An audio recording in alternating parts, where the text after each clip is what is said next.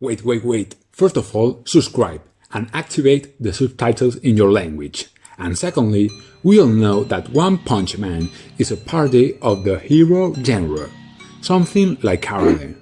The premise of One Punch Man is simple: Saitama is the strongest. So I am going to analyze the real power of Saitama. Get ready for the explanation of Goku versus Saitama. Let's be direct. Both Goku and Saitama will be the winners in their respective universes. If a version of Goku appeared in the Saitama universe, then most likely Saitama will be the winner.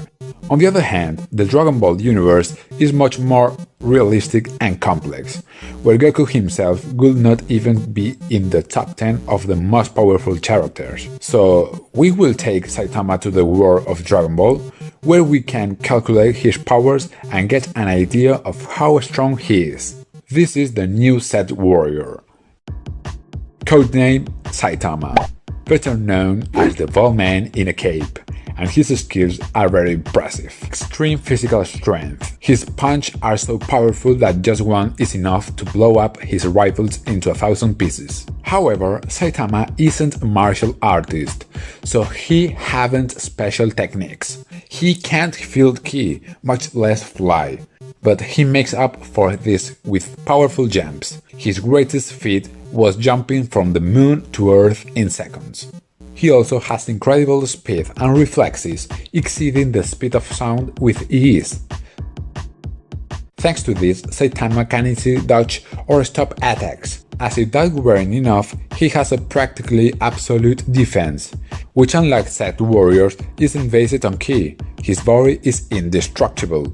I don't know about you, but I never saw a single scratch on him. Finally, he has enormous energy reserves, being able to perform incredible movements and devastating attacks without getting tired. Saitama does need to sleep, and we also saw him get fatigued a couple of times. It may have a large amount of energy, but it isn't infinite. With all this, we can clearly say that Saitama could easily be part of the Set Warriors.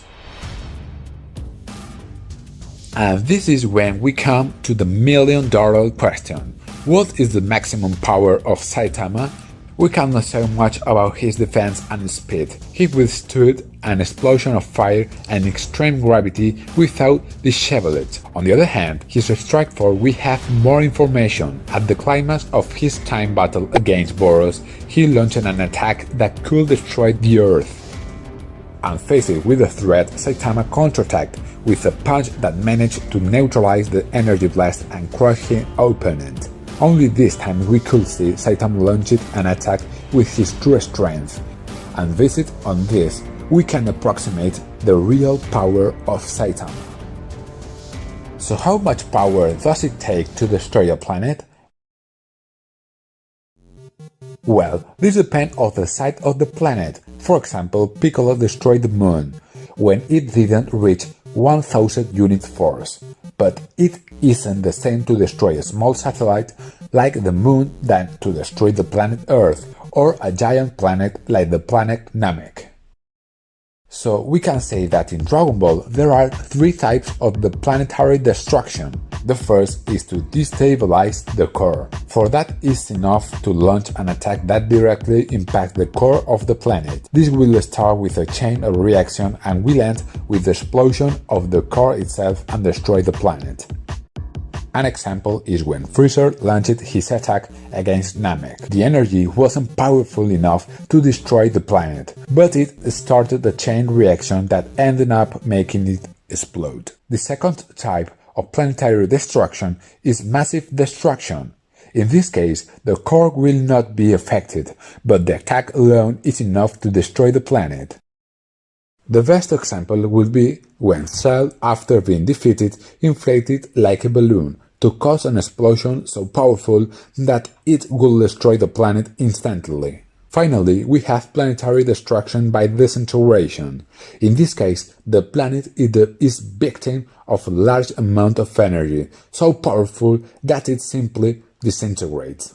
So which of these forms of planetary destruction could Lord Boros perform? At first glance, I would say the first, but let's make things interesting. Suppose that when he launched his attack, he meant that he would destroy the Earth with massive destruction. The power required for this must be similar to Cell in its second form, at the legendary rank, so at the best Boros should be as powerful as a Super Saiyan. Now, for Saitama to be able to stop that attack with a one hit, he will have to be one rank above, in the anomaly range. So we conclude that Saitama's base power when fighting seriously will be in this range, a power close to Gohan Super Saiyan 2.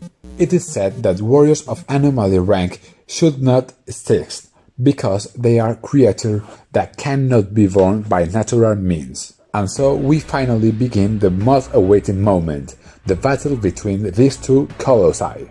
As usual, Goku could start the fight in his base form. He would immediately know Saitama's power. But Saitama can know the power of Goku. He doesn't have the ability to feel ki.